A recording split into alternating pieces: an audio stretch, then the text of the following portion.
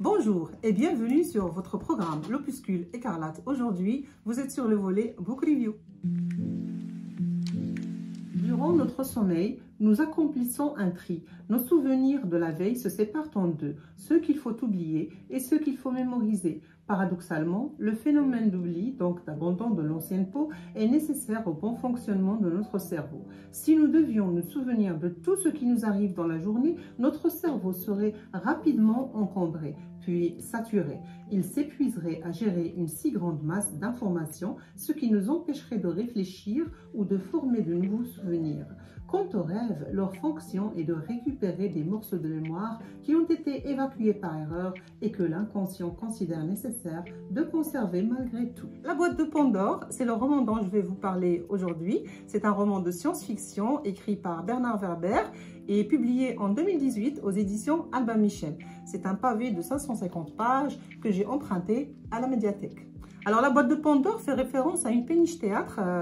Donc, sur cette péniche théâtre, il y a un spectacle d'hypnose auquel assiste le personnage principal, René Toledano, et qui est professeur d'histoire âgé de 32 ans. Donc, René assiste au spectacle d'hypnose et puis à un certain moment de la soirée, il est invité par Opal, l'hypnotiseuse, à venir plonger dans les couloirs de son inconscient.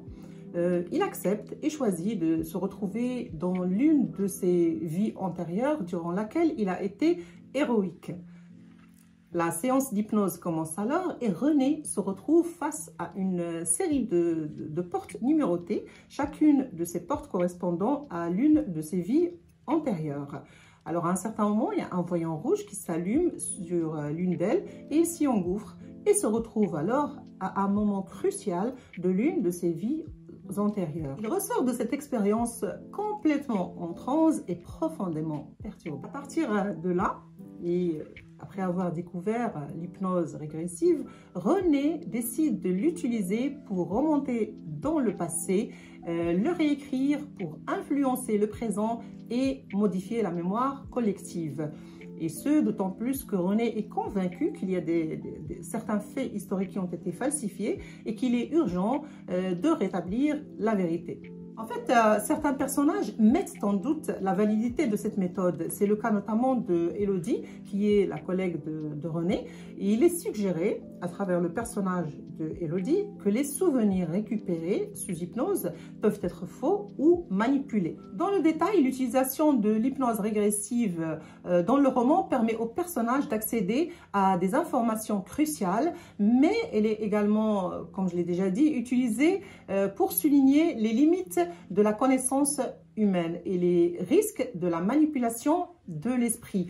En fait, les souvenirs récupérés sous hypnose pourraient être influencés par les suggestions du thérapeute ou de l'hypnotiseur et peuvent donc être des souvenirs fictifs créés par l'imagination de la personne.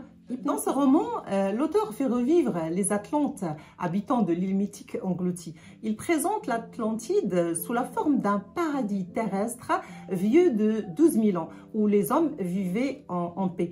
D'ailleurs, les passages qui décrivent cette Atlantide sont particulièrement apaisants, et étant donné que la vision idyllique de l'Atlantide est en contraste total et absolu avec la civilisation actuelle. Alors, les deux questions en quatrième de couverture.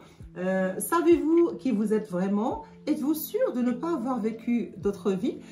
Donc, ces deux questions m'ont décidé à plonger sans hésitation dans ce pavé qui fait 550 pages. Mais franchement, une fois que vous allez commencer le livre, vous n'allez pas sentir les pages défiler parce qu'on est vraiment pris par l'histoire et par les péripéties de l'histoire. Alors, je précise à ce propos que tout ce que j'ai dit, ne spoilons rien du tout le roman, donc allez-y, vous allez découvrir plein de bonnes surprises et de péripéties. Voilà. En vrai, j'ai beaucoup apprécié ce roman de science-fiction. J'ai aussi beaucoup apprécié l'exploration par l'auteur de thèmes et de thématiques comme l'hypnose régressive, la réincarnation, les vies antérieures ou encore les mécanismes de la mémoire, aussi bien individuelle que collective. Cet opus est aussi riche par les éléments de culture générale avec lesquels l'auteur entrecoupe les chapitres. Par exemple, j'ai mis un marque-page. Par exemple, vous avez des passages qui sont écrits en gras Et donc, ces passages à la fin des chapitres font référence, entre autres, à la mythologie, à l'histoire et à la mémoire. J'ai trouvé ce roman très intéressant et je l'ai trouvé très agréable à lire. Je vous le conseille vivement. J'espère que vous avez apprécié cette book review. Je vous souhaite de passer une bonne soirée et à bientôt pour une nouvelle vidéo.